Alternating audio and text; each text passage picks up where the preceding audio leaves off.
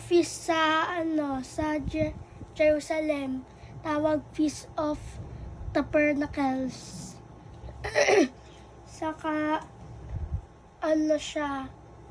saka mayroong bountiful harvest. Maraming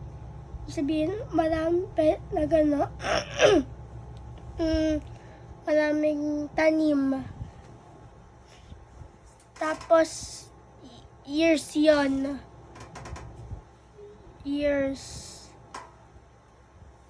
feast ng Jews. Saka pupunta si Jesus, yung meron ding yung mga friends niya, saka yung na-healed, saka may mga curious, yung di pa nila nakikita, yung teacher di pa nila nakikita ng 2 years. Saka yung mga Pharisees siya sabi, di siya good teacher kasi di niya kikip yung law of Moses. Tapos yan,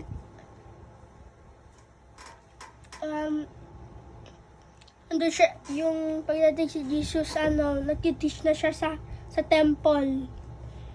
Tapos gusto ng mga Pharisees ikulong si Jesus. Tapos i-send nila yung mga police sa temple. Saka yung nagpupunta yung police doon, nakastood up. Saka nalilisen, tapos happy sila.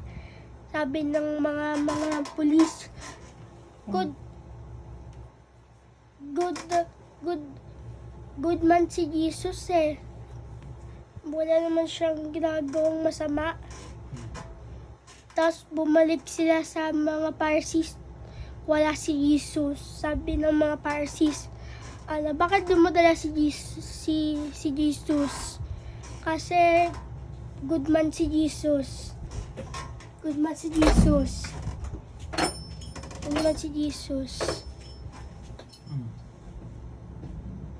Tapos nagagalit na yung mga Pharisees, saka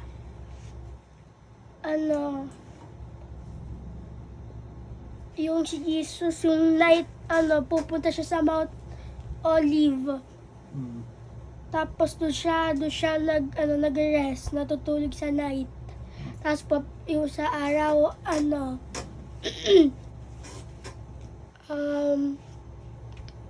pupunta ulit siya sa Jerusalem ulit. Saka magti-teach ulit. Tapos yung nagwawalk siya, meron siyang nakitang blind. O yung niya, whole life niya. tapos kumuha siya ng mat, tapos kumuha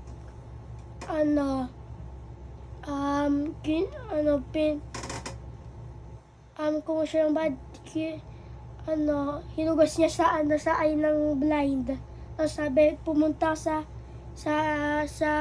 pulang Jerusalem, tabi lang. Tapos di siya nagsalita, pumunta na siya. Tapos yung nag-wash siya,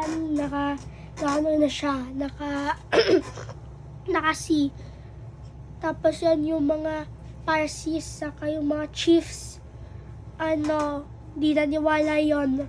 Tapos sinend niya yung mga families ng blind. Sabi ng parents ng blind, di namin alam, balay yung inak siya, blind siya. Bakit na siya na-healed? Tapos takot yung mga parents sa mga Pharisees. Tapos umalis na sila. Tapos yun, Tapos yun,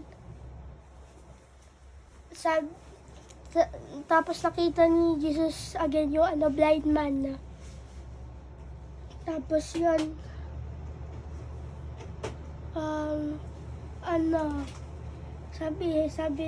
sabi ni Jesus, yun, alam mo yung Lord, si God. Sabi ng blind man, di pa. Sino yung Lord? Ako yun. Hindi niya sasalita. Yun lang. Di pala.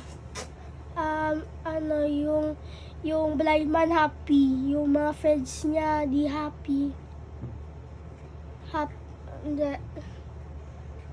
Yun lang.